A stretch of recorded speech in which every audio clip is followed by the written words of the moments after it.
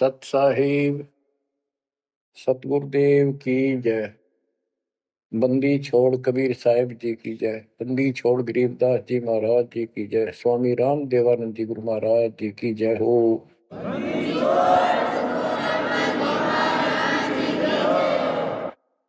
सर्व संतों की जय, सर्व भक्तों की जय, धर्मी पुरुषों की जय। श्री काशी धाम की जय, श्री सुडानी धाम की जय, श्री क्रोथा धाम की जय, श्री बरवाड़ा धाम की जय। सत साहिब परम पिता परमात्मा कबीर जी की सीम कृपा से बच्चों आपको सूक्ष्म वेद का ज्ञान प्राप्त है। आप सूक्ष्म वेद बांच रहे हो, सूक्ष्म वेद सुन रहे हो, पढ़ रहे हो। ऋग यजु है श्याम अथर्व, चारों वेद चितभंगी रे। सूक्ष्म वेद बांच साहेब का, सोहंसा सतसंगी रे। सूक्ष्म वेद बांच साहेब का, सोहंसा सतसंगी रे। तीन लोक और भवन चतुर्दश, कोई नहीं सत्संगी। बच्चों ये बातें यदि आप पहले सुनते, आपको यह सब प्रमाण, ये संपूर्ण ज्ञान प्राप्त ना होता, तो आपका माथा ठनका हो, आपके मन में सौ दोष दास के प्रति आते कि ये पता नहीं क्या बकवास करता है, क्या किसी को भी ज्ञान नहीं। यही शंका आदरणीय धर्मदास साहिब जी के मन में आई थी संत जी के, कि भाई ये चंदा बाबा ऐसी बातें बता रहा है, तो कोई ना कोई हमारे हिंदू धर्म में भी इन बातों को जानने वाला उससे मिलेगा, क्योंकि शास्त्र हमारे। उसके बाद वो अपने गुरुजी के पास गया। गुरुजी तो रूपदास जी ने कह दिया, भाई मैं जितनी जानू था बेटा, मैंने तेरे से कुछ नहीं छुपाया। जिस तरह के प्रश्न आप कर रहे हो, इनका उत्तर मेरे पास नहीं है, और जिसने तुझे ये ज्ञान दिया है उसी के पास जा, उसी से समाधान पूछ। लेकिन धर्मदास के सामने यह बात खटक रही थी कि अनपढ़ आदमी, जिंदा बाबा, इसको ज्ञान कैसे हो गया ये?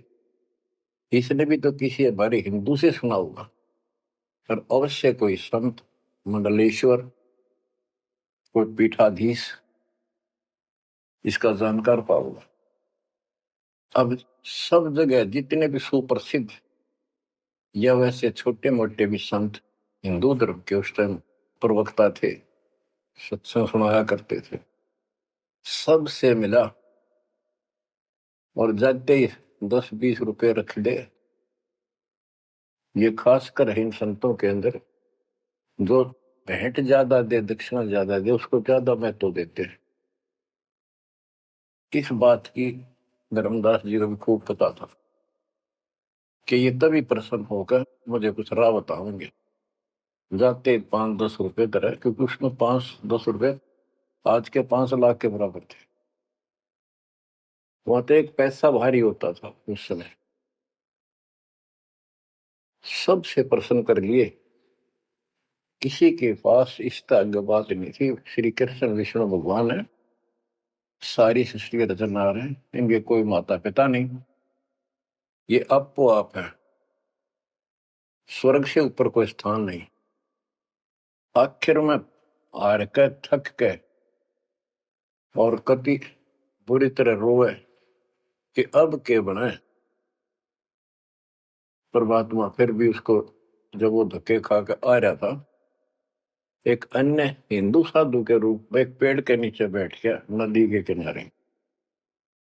5-7 भगत और बैठे थे उसके पास। जिज्ञासु वैसे ही बाबा भी चलता फिरता था। धर्मदास जी के रास्ता उसके साथ से था, उसने सोचा चल लग गया, आगे चल इसे ऐसे मंडलेश्वरों के पास घूमया और साधु का रूप दाता ने बना रखा था। फिर मालिक की प्रेरणा अपने बच्चे को लेना था सर। उसी समय प्रेरणा हुई कि काफी देर से चल रहा हूँ, विश्राम भी करना है, यही कर लेता हूँ और इसकी तलाशी भी ले लेता हूँ। वहां बैठ गया जाकर और बैठे थे, इतना तो बोलना को नहीं। वो दूसरे उठ कर चले गए। जब एकला रह गया, परमात्मा बोले धर्मदास खोज लिया तत्व ज्ञान, मुझे बता दे कि मिला होता कितना। आंखें फटी की फटी रह गई। मालिक उसी समय उसी रूप में आ गए। बच्चों, इस नरक से निकालने के लिए उस मालिक ने अपने एक बच्चे के लिए कितना कुछ करना पड़ा, कितने खाड़े कर दिए। वहां से शुरुआत करनी थी अपने कलयुग की भक्ति की। और वो अच्छी आत्मा थे, भगवान के बच्चे थे, पूर्व जन्म के संस्कारी मालिक के थे। जैसे सम्मन था, सम्मन ने कितनी कुर्बानी दी थी, बेटा काट दिया मालिक के नाम पर। अब उसके लिए खाड़े करे थे परमात्मा ने, कहाँ कहाँ कैसे बंदी बने, कोड़े खाए, उसकी शेल बिस्तर बिछाए। किसी जन्म का ये धर्मदास जी भी ऐसे ही कुर्बान आत्मा था, लेकिन ये ठीक से टिके नहीं क्योंकि ज्ञान संपूर्ण नहीं था। इसलिए मालिक उसके लिए फिर वहां बैठ के जाकर धर्मदास जी परमात्मा के चरणों में गिर के अपनी ढीठता, अपने अविश्वास, अज्ञानता का बहुत पश्चाताप किया। हे मालिक, आप सत्य, आपका ज्ञान सत्य, आपका समाधान सत्य। परमात्मा बोले ये प्रेरणा मैंने की थी तेरे अंदर। काल का बेटा बहुत लंबा जुगाड़ है, बहुत लंबा षड्यंत्र। पाया किसी के पास ये ज्ञान, हे महाराज ज्ञान के वो तो गंध भरा, काम क्रोध सारा सड़ रहे हैं। तो बच्चों, अब आपको दास बताना चाहता है परमात्मा की महिमा और सूक्ष्म वेद वाला ज्ञान संत गरीबदास जी को प्राप्त हुआ परमेश्वर से। उनके सतगुरु और भगवान स्वयं कबीर साहब थे, जिनका गुरु भगवान और ज्ञान एक नंबर का। तो उस पर हमने विश्वास करना चाहिए, लेकिन विश्वास करने के लिए कुछ आधार होता है। हिंदू धर्म के लिए गीता और वेद, 18 पुराण, ये आधार है कि ये अध्यात्म के मूल ग्रंथ है। उन मूल ग्रंथों से आपको परमात्मा की वाणी सिद्ध कर दी। ऋग यजु है साम अथर्व, चारों वेद चित भंगी रे, सूक्ष्म वेद वाचे साहेब का, सोहन सा सतसंगी रे। 3 लोक और भवन चतुर्दश, कोई नहीं सत्संगी। क्यों? क्योंकि उनके पास ये तत्व ज्ञान नहीं। बच्चों, यजुर्वेद अध्याय 40 मंत्र 10 में यही कहा है, कोई तो भगवान को साकार कहता है, रामकृष्ण रूप में, अवतार रूप में आने वाला। अन्य कहते हैं वो कभी साकार होता ही नहीं, वो तो निराकार है। परमात्मा साकार है या निराकार है, किस स्थिति में आता है, वो कैसे लीला करता है, इसकी जानकारी तत्वदर्शी संतों से पूछो। गीता अध्याय 4 श्लोक 34 में और 32 में स्पष्ट भी कर दिया कि जो तत्व ज्ञान होता है वो परमात्मा अपने मुख कमल से आकर बोलता है। ऋग्वेद मंडल नंबर 9 सूक्त 94 और मंत्र नंबर 2 में कहा कि वो परमात्मा कवियों की तरह आचरण करता हुआ घूमता फिरता है। ऋग्वेद मंडल नंबर 9 सूक्त नंबर 95 के मंत्र नंबर 1 में परमात्मा भक्ति की प्रेरणा अपने मुख कमल से वाणी बोल के करता है और भक्ति के मूल मंत्रों का गूढ़ रहस्यों का ज्ञान वही बताता है। गीता अध्याय 4 श्लोक 34 में कहा कि उस तत्व ज्ञान को जो स्वयं मालिक बोलता है कवियों की तरह काव्यान चौपाइयों में श्लोकों में और शब्दों के माध्यम से वो तत्व ज्ञान है, उसको किसी तत्वदर्शी संत से पूछो। बच्चों, ना वेदों में तत्व ज्ञान, गीता वेदों का सारांश है, उसी का छोटा रूप है। तो इनमें ज्ञान नहीं है, वो तत्वदर्शी संत से पूछो। वो तत्वदर्शी संत की पहचान श्रीमद् भगवत गीता अध्याय नंबर 15 श्लोक 1 में बताया है कि ऊपर को मूल, ये तो मूल मालिक सारी सृष्टि का रचने वाला समझो संसार रूपी वृक्ष है जिसकी ऊपर को जड़ है और नीचे को 3 गुण रूपी शाखा है। इसके सभी विभागों को जो बता देगा स वेदवित, वो वेद के तात्पर्य को ठीक से जानने वाला है, यानी वो तत्वदर्शी संत है। धर्मदास जी और गरीबदास जी के सतगुरु ने बताया, कबीर अक्सर पुरुष एक पेड़ जो जमीन से बाहर दिखाई देता उसको पेड़ बोलते, पेड़ा तना। गरीब अक्सर पुरुष एक पेड़ है, निरंजन व की डार और तीनों देवा शाखा है, ये पातुल संसार। फिर स्पष्ट कर दिया कि फिर एक के साध्य सब सदर, सब साध्य सबदा माली सींचे मूल को फल फूल अगा। सभी parts of the tree, works के सभी विभाग बता दिए कि तना अक्षर पुरुष है, डार ये क्षर पुरुष है, क्षर पुरुष, और तीनों देव आराधना ब्रह्मा सत्पुरुष विष्णु गुण शिव जी रूपी शाखाएं और पात रूप संसार। तो बच्चों, फिर साथ में ये समाधान भी कर दिया कि एक का साध्य सब सदन, यानी मूल को पूजो, उसको इष्ट रूप में मानो, उसके बाद अपने अनुष्ठान करो, साधना करो। जो आपको प्रथम मंत्र दिया जाता है इसमें प्रथम और लास्ट वाले मंत्र को छोड़कर सारे इन्हीं शाखाओं वाले मंत्र है।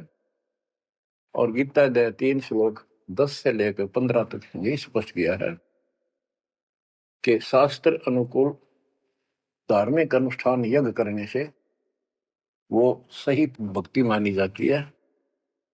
इन यज्ञों के द्वारा इन देवताओं को बढ़ाओ, ये यज्ञ से बढ़े हुए देवता तुम्हें बिना मांगे ही सब कुछ देते रहेंगे। और उस परम अक्षर पूर्ण परमात्मा को इष्ट रूप में प्रतिष्ठित करके फिर सारे धार्मिक अनुष्ठान करो। कहते हैं सब प्राणियों की उत्पत्ति अन्न से होती है, अन्न वर्षा से होता है। वर्षा शास्त्र विहित, शास्त्र में प्रमाणित धर्म कर्म यज्ञ करने से होती है। और कर्म लगाए ब्रह्म ने, क्योंकि सबके लोक माए तक काम करके खाना पड़ा, सतलोक में कोई काम नहीं था, बैठा सब परी मिला था। जैसे आप सकलोक आश्रमों में जाते हो, आपको सारा बना बनाया मिल रहा है, हर खाओ और भक्ति करो, सत्संग सुनो और आ जाओ। फिर बताया है कि सब प्राणियों की उत्पत्ति अन्न से होती है, अन्न वर्षा से होता है। वर्षा शास्त्र विहित, शास्त्रों के अनुसार किए गए अनुष्ठानों से होती है, यज्ञ से होती है। और यज्ञ शास्त्र अनुकूल कर्मों से होती है। कर्म लगाए ब्रह्म ने, ब्रह्म की उत्पत्ति हुई अक्षर पुरुष से। और अक्षर पुरुष यानी अक्षर का अर्थ यहाँ पर अविनाशी है। और जहां पर प्रकरण होता है एक से अधिक, अक्षर का अर्थ ही अविनाशी होता है। लेकिन सरपुरुष अक्षर पुरुष, सरपुरुष ब्रह्म है, ये काल है 21 ब्रह्मांड का स्वरूप, अक्षर पुरुष 7वें ब्रह्मांड का स्वरूप। और फिर परम अक्षर ब्रह्म क्यों कहा, परम अक्षर पुरुष, कि वो सब का मालिक वो है। तो इस प्रकार आध्यात्मिक ज्ञान को समझना है और उस परम अक्षर ब्रह्म को योगों में प्रतिष्ठित करके सारे अनुष्ठान करने चाहिए, तब सफलता हो। कबीर साहब ने बताया, कबीर एक कैसा दे सब सदे, सब साध्य सबका माली सींचे मूल को बुलागा। पुण्यात्माओं, इससे सिद्ध हो गया कि किसी के पास भी वेदों से हटकर ज्ञान नहीं था, वेदों में वो ज्ञान है ही नहीं जिसकी हमें जरूरत थी। इसलिए क्या रहा, अब इसके ऊपर चलेगा सत्संग शेष, संत गरीबदास जी की अमर वाणी, अथ कथनी बिना करनी का होगा। इसमें से कुछ वाणी सुनाएगा दास। जैसे आपको बताया गया कि काशी विद्यापीठ पट ब्राह्मण आते थे, उनको विद्वान माना जाता था, उनकी दुकान बढ़िया चला करती थी यहाँ भोले समाज में। तो गरीबदास जी उस पढ़ाई के बारे में कहते हैं जो वो पढ़ा करते हैं, केवल लोगों को ठगने के लिए। गरीब पढ़ना गुणना चातुरी, यह तो बात सुगम, सत सुकृत और बंदगी, या है बात अगम। के गीता वेद पुराण पढ़े लिए, चतुरता दिखा दी, बड़े बड़े लेक्चर झाड़ दिए, ये तो बहुत आसान है। लेकिन सत सुकृत, सच्ची भक्ति, सच्चे अच्छे कर्म और भक्ति, सच्ची भक्ति, बंदगी, प्रणाम, बंदगी के अंदर वजह सारा कुछ आ जाता है, भक्ति भी आ जाती है, मंत्र भी आ जाते हैं, प्रणाम भी आता। कई बार विशेष तौर पर बंदगी प्रणाम को बोलते हैं, बंदगी प्रार्थना भी कही जाती है। फिर बताते हैं कि सत्य सुकृत अच्छे कर्म और बंदगी, परमात्मा की स्तुति नमस्कार प्रणाम भक्ति सच्चे ढंग से पूरे गुरु से प्राप्त करके तत्व ज्ञान के आधार से करना, यह है बात अगम। ये ऊंची बात है, आगे की है, बहुत सबसे आगे की, सबसे श्रेष्ठ। गरीब पढ़ना गुणना रोग है, उलझे दुनिया माही, 52 अक्षर में बंद रहे, आगे की सुध नाही। संस्कृत भाषा के 52 अक्षर बताए, इसको इसलिए सीधा अर्थ कहते हैं जो संस्कृत से सीमित है, इन ग्रंथों तक सीमित है, इनमें वो ज्ञान है नहीं। ये उलझे दुनिया में, ये 184 के चक्कर में रह गए। गरीब पढ़े गुणे पावे नहीं, अनपढ़ने से न्यार, अनकोचर छंद है कैसे पावे पार। कहते पढ़े गुणे पावे नहीं, अनपढ़ने से न्यार, यानी जो चतुरता दिखाने के लिए पढ़ते हैं वो कभी नहीं परमात्मा प्राप्त कर सकते, ना वो ज्ञान मिले। अनपढ़ने से न्यार, के बिना पढ़े भी बात नहीं बने। अब जैसे आप अक्षर ज्ञान प्राप्त कर रहे हो, आप भले ही अपनी रोजी रोटी के लिए कर रहे हो, लेकिन अब इस पढ़ने से आपको अपने मूल ग्रंथ समझ में आ जाएंगे। ये सूक्ष्म वेद है, इसके अंदर जो गूढ़ रहस्य है वो अन्य वेदों से भी उत्तम और गहरे हैं। इसमें कह दिया पढ़े गुणे पावे नहीं, यह पढ़ाई है वो तो मूर्ख बनाने की। अनपढ़ने से ना, जो नहीं पढ़े वो भी दूर रहेंगे। हमारे को अक्षर ज्ञान नहीं था, इसलिए हम इन चतुर लोगों की बातों में फंसे रहे। गरीब वेद कथें चित चूक है, मन में मान मरोड़, कहने मात्र के तो पंडिता, ये होते लिखे ढोर। कि इन वेदों के पढ़ने मात्र से कुछ भी हासिल नहीं होना, क्योंकि वो ज्ञान है ही नहीं जी।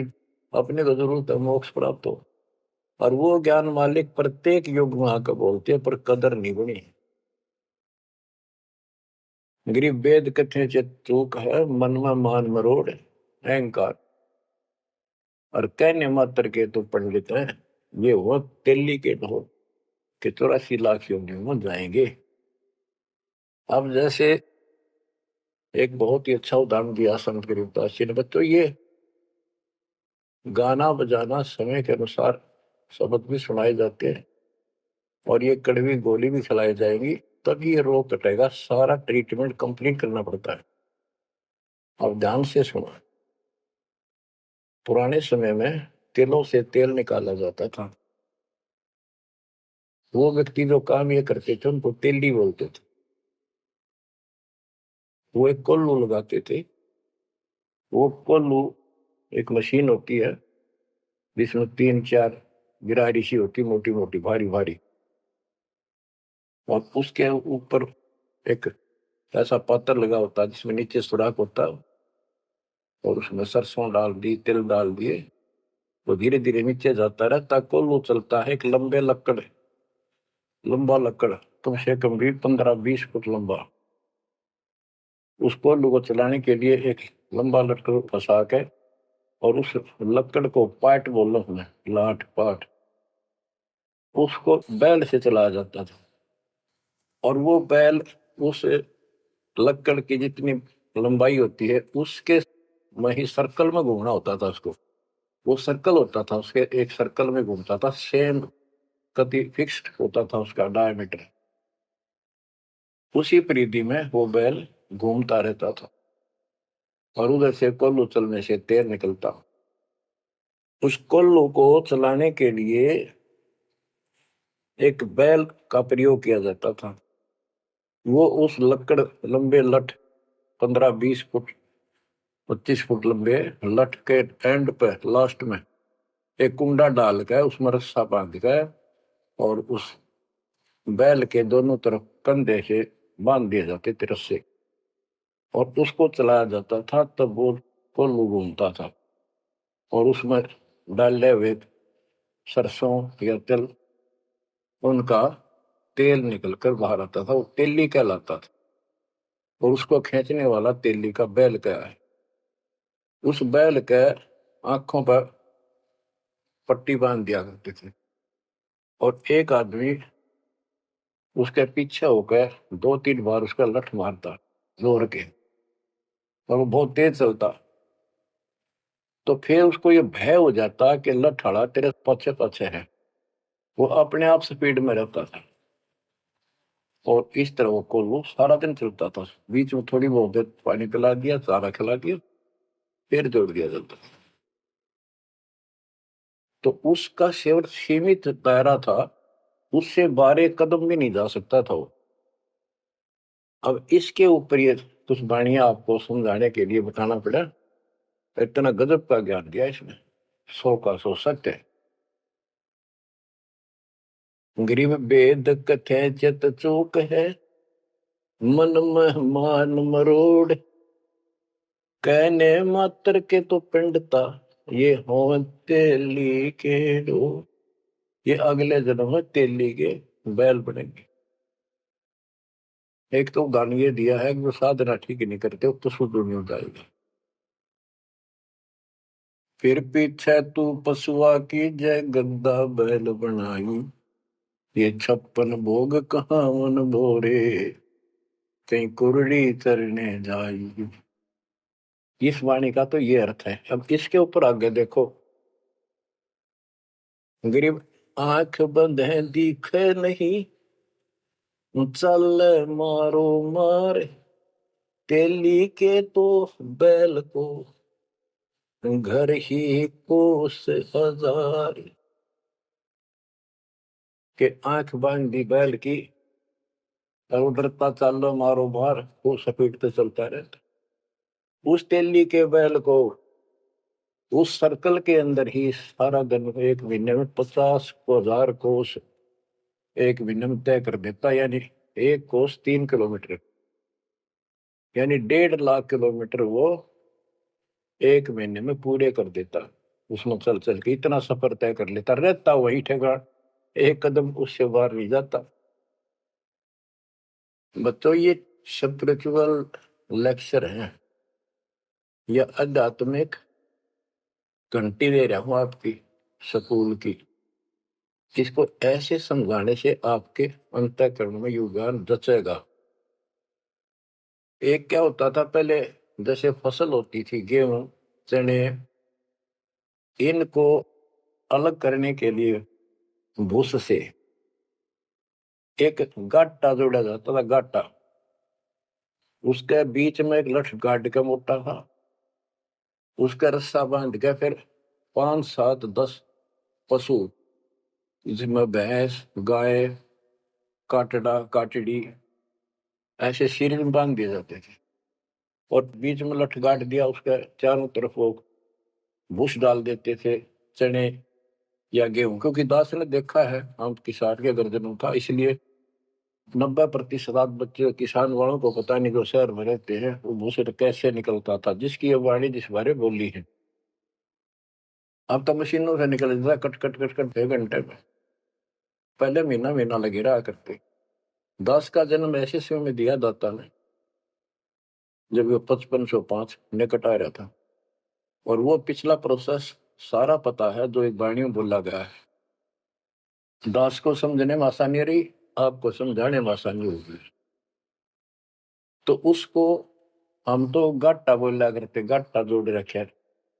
वो सारे पशु एक लाइन में चलते रहते, चारों तरफ घूमते, जैसे तेली का बैल घुमा करता। ये उस फसल को काटने के लिए उनके पैरों के नीचे वो फसल कट जाती, छोटा छोटा तूड़ा भूस बन जाता। फिर उससे गेहूं चने अलग कर लेते और भूस अलग हो जाता। उसको गाटा बोला करे। और पलवल साइड इधर फरीदाबाद साइड में उसको धाए बोलते थे, धाए। धाए यानी पशुओं का एक समूह, एक से एक गले का रस्सा बांध दिया जाता था। वो बाहर नहीं जा सकते, अंदर आ नहीं सकते, क्योंकि एक दूसरे को धक्का नहीं दे सकते। वो एक लाइन में चलते थे चारों तरफ सर्कल में। अब इसको इन अज्ञानी गुरुओं के ऊपर सेट किया है दाता संत गरीबदास जी ने इस वाणी को। गरीब दाएं जुड़ी अज्ञान की गह घाटा ठोर, एक पेड़ चाले नहीं काट बड़ी बड़ी खोर। के जैसे वो पशुओं के द्वारा धाए जोड़ के घुमाई जाती है और वहीं घूम रहे होते, उससे अलग एक कदम नहीं जा सकते। तो जितने भी ये संत हैं, इन्होंने अपने अपने चेले बांध रखे, अपने अज्ञान वाले लटके। गुरु बनकर बैठ गया और उसको पशु बांध रखे, पशु पुत्र। वो इस जन्म मरण के चक्कर में यही गाटा गा रहे हैं, यही दाएं चल रही है उनकी। एक पेड़ चाले नहीं और कड है बड़ी बड़ी खोर। खोर मैंने बड़े बड़े कदम रखे, तेजी से चलना, पाथे डंडे लगे होंगे। तो ये सारे जितने भी चेले हैं, उनके जितने गुरु हैं, उनके जितने शिष्य हैं, उनको तो धाए बताई ये गाटा, और इस जन्म मरण के चक्कर को एक ये सर्कल बताया कि इसी में ये घूम रहे हैं। एक कदम इस तरह बाहर नहीं जा पाए। जाना सतलोक है। जैसे किसी ने सफर करना है तो कदम जितने रखेगा मंजिल की ओर होते हैं, ठीक रास्ते पर। और ये वहीं बांध रखे स्वार्थवश जिसने पशुओं को, वो तो उस सर्कल में घूम सके, उस तो बाहर जा ही नहीं सकता। गरीब दाएं जुड़ी अज्ञान की गह गहाटा ठोरे, एक पेड़ चाले नहीं, काट बड़ी बड़ी खोर। गरीबदास जी ने कहा है, कोई है रे परले पार का, जो भेद कहे झनकार का। वारई गोरख वारई दत्त, यानी ये सब वार द्रु प्रहलाद अर्थ, वार ही सारे ब्रह्मा भी वार, ये भी वार सारे, ब्रह्मा विष्णु महेश यही पर, दुर्वासा वार, ये गह गाटा ठोर।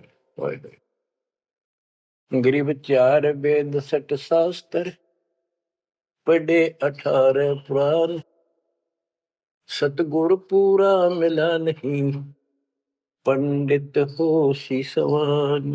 ओह, कबीर साहब कहते हैं, गुरु बिन काहू न पाया ज्ञाना, जो तो था वो छड़े किसाना। गुरु बिन वेद पढ़े जो प्राणी, समझे अनुसार रहे ज्ञानी। बच्चों, एक तो होती है मान बढ़ाई अहंकार, और एक सच्चाई जो होती है वह मान बढ़ाई नहीं कहलाती। जैसे दास कह रहा है, और जब आपको भी समझ आ गई है, स्पष्ट होगा, आपको पता लग गया है कि गुरु बिन वेद पढ़े जो प्राणी, समझे ना सार रहे अज्ञात। वेद पढ़े पर वेद न जाने, ये वाचे पुराण 18, और पत्थर की पूजा करे। भूल गए सिद्धदारा, श्राद्ध निकलवावे, पत्थर पूजवावे।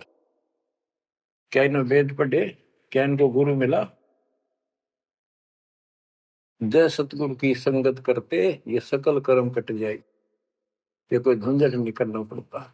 अमरपुरी पर आसन होते सतलोक में, जहाँ कोई कष्ट नहीं, जहाँ दुख ना चाहे।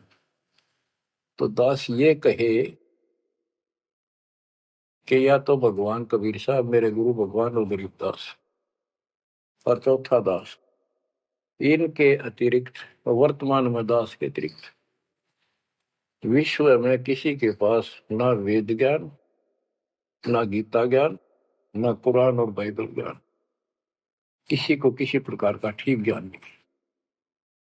इसको कोई कहे ये मान बढ़ाई करता है, उसकी अपनी समझ है, अपनी सोच है, लेकिन यह 100% सच्चाई है। जैसे 2000 के नोट पर, या 1000 के नोट पर, 500 के नोट पर यह लिखा है कि मैं धारक को 500 रुपए देने का वायदा करता हूं, तो क्या उसने मान बढ़ाई कर रखी है कि ये नोट अपनी बढ़ाई करता है, छाती पे लिखवा रहा है? वो सच्चाई है, वो लिखना भी जरूरी है। तो दास को ये बताना भी आवश्यक है कि दास के अतिरिक्त विश्व में किसी के पास ज्यादा तम ज्ञान नहीं है। ना वेद ज्ञान ठीक है, ना गीता ज्ञान ठीक है, ना पुराणों को जानते, ना पुराण वाले कुरान को ठीक से सुनो, नहीं बाइबल वाले बाइबल को ठीक से सुनो। अंग्रेज 4 वेद सठ शास्त्र, पढ़े 18 पुराण, सतगुरु पूरा मिला नहीं, पंडित हो शीशवान।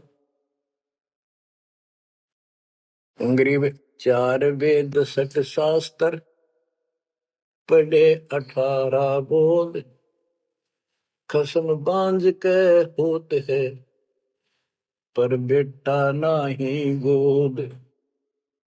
एक अजब गजब उदाहरण दिया है कि इन 4 वेद और 18 पुराणों को पढ़ने से तो ऐसी दशा है, ये दिखे पंडित गुरु शिष्य दोनों हैं, गुरु भी हैं, उनके शिष्यों की कमी नहीं, लेकिन बांध स्त्री का संतान नहीं होती, उसका पति भी होता है।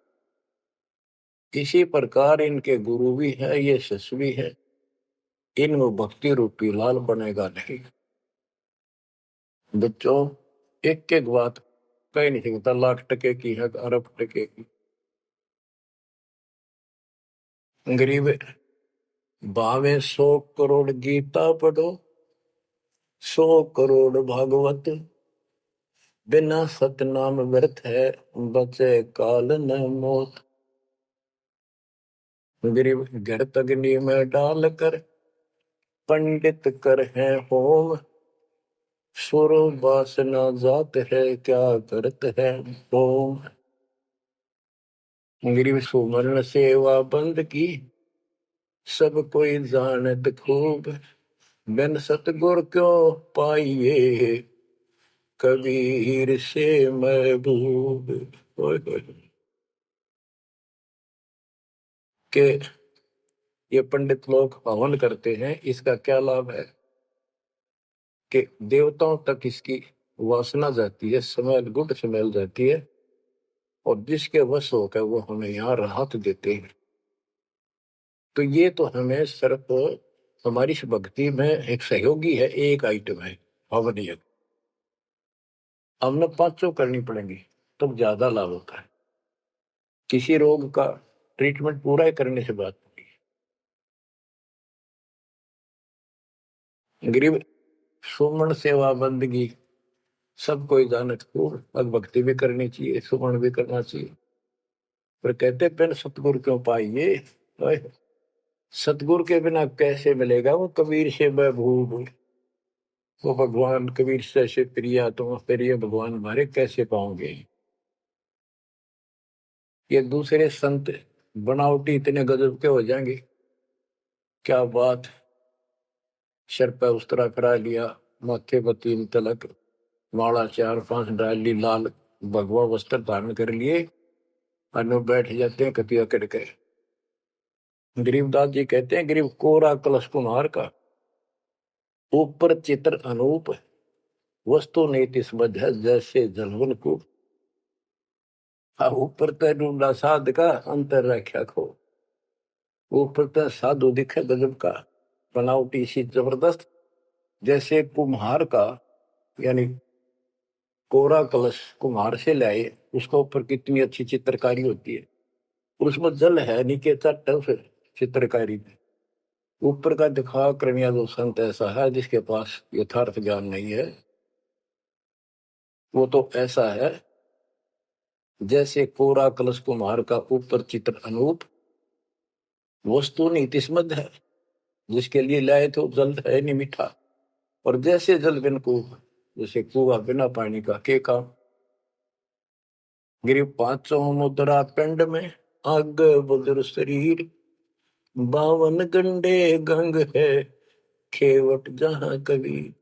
कहते ये शरीर, स्थूल शरीर में 5 मुद्रा है, उनमनी खेचरी भूतरी चाचरी आदि। और इससे आगे बदर शरीर है, सूक्ष्म शरीर और है। कहते उससे पार करने के लिए सतगुरु कबीर साहब का सच्चा गुरु मिलेगा जो बात बनेगी। गरीब नाम सार है निर्मला, सार नाम ये निर्मल है। पाक नूर निर्वाण, दास गरीब कबीर को भक्ति दी है दान। बच्चों, ये अमृत वचन है, बहुत गूढ़ और गहरे है, और आपके लिए जैसे गीता उंगलियां पर उठवा दी, वेदों का सार निकाल के आपके समक्ष रख दिया। छोटे छोटे बच्चे समझ रहे इस बात को, जो तीसरी चौथी कक्षा में पढ़ रहे, और जो इन काशी विद्यापीठ में पढ़ने वालों के आज तक समझ नहीं आई। तो who is Guru, who is सतगुरु, और हु इज गॉड, ये आप अच्छी तरह समझ चुके हो बच्चों। परमात्मा आपको इतना दर्द कर दे, जैसे सम्मन की और सेऊ थे, आप इतने दर्द हो जाओ। गरीब महिमा की जय संत की, तन मन धन सब दे, सिर मांगे टाला नहीं, मोर ध्वज लग ले। यानी ऐसी परिस्थिति परमात्मा के प्रति, किसी परिस्थिति ऐसी आ जाती है तो मालिक से दूर नहीं हो, कितनी ही कठिन परिस्थितियों से गुजरना पड़े। आज हम थोड़े से कष्ट को देखकर भगवान से दूर हो गए, फिर अगले जन्म में क्या होगा? फिर पीछे तू पशुआ की जय गद्दा बैल बनाई, ये 56 भोग कहाँ मन भोरे, कहीं कुरड़ी चरने जाई। आज कोई ना कोई बहाना काल कर देगा सत्संग से उठने का, आलस कर देगा, कोई काम अड़ा देगा, या वैसे आत्मा किसी पाप के कारण रोगी हो जाती है तो अरुचि बन जाती है सत्संग सुनने में या सुमरण करने में, दान की इच्छा समाप्त होती चली जाती है, सेवा में रुचि नहीं रहती। तो उस समय के लिए ये याद रखो, आज हम मानव हैं, अपनी मर्जी से कितने आलस कर लें और कितने भगवान से दूर हो जाए, स्वतंत्र है। और कल को गधे बन गए, बैल बन गए, नाक में नाथ गल जाएगी, या 2.5 मन का कमर के ऊपर एक थैला होगा गधे के, तो आलस तो उसमें भी होगा। मन तो यही है। कई कहते हैं मेरे से नहीं होती सेवा, चलो कोई बात नहीं, सेवा तो करनी चाहिए, सेवा से दूर नहीं होना चाहिए। तो मन तो वहां भी दुखी करेगा, गधा बने पास से भी सोचेगा कि पटक दूं बोरे ने, घेर दूं, डाल दूं। एक आदि पर गधा ऐसा भी कर देता है, फिर उस पर ज्यादा भार लादा जाता है और लठ भी पड़ते हैं, फिर वो सीधा चलता है। इसलिए इस मन पापी को आत्मा यही समझा सुड़ डाले, दाता से दूर ना हो। इस संसार में सुख नाम की चीज नहीं है। यदि सुख होगा, या जो नकली सुख भी अगर चाहिए तुम्हें यहाँ का, तो इस दाता के चरणों में मिलेगा, रहोगे तो मिलेगा। इससे दूर होकर कुछ दिन जब ये समय आप भक्ति कर चुके हो, सच्ची मर्यादा में रह गए, वो आपकी बैटरी सी चार्ज होगी जैसे इन्वर्टर की हो जाती है, और फिर चार्जर हट गया, वो बैटरी फिर भी काम करती रहेगी और ऐसा लगेगा कि बिल्कुल सब कुछ ठीक ठाक है, कोई फर्क नहीं पड़ा, चार्जर भी हटा दिया। जब तक वो संग रह सकती है, एनर्जी है बैटरी में, वो काम पूरा करेगी। जब वो एनर्जी खत्म हो जाएगी, आगे संग्रह हो नहीं रही, तो एकदम ही वो सब सुविधा बंद हो जाएगी, पंखा भी बंद, बल्ब भी बंद, और भी कार्य कर रहे होंगे, कंप्यूटर भी बंद, फिर बहुत देर हो चुकी होगी। इसलिए इन सब बातों को ध्यान रखो, याद रखो। मुश्किल से दाव लगा 7.5 अरब आबादी में से आप ये थोड़ी सी आत्मा परमात्मा की शरण प्राप्त कर पाए हो, तो बच्चों परमात्मा आपको मोक्ष दे, अपने चरणों में रखे, आपकी तरफ बढ़े, कुर्बान हो जाओ, सत्संग सुना करो ढंग से। देख परमात्मा ने कहां से कृपा कर रखी है, आंख खोल लो ना, जो फूक निकली, और कोई नहीं पूछेगा, धक्के खाते करो कि कुत्ते को देखोगे। परमात्मा साथ इसलिए होगा कि हमारे और कामों में विशद करेगा, इसलिए मालिक पर ज्यादा ध्यान दो, काम करो, काम न को मना करें, उस काम में बरकत भी आप मिलेंगे। दाता आपको मोक्ष दे, सदा सुखी रखे, सत्साई।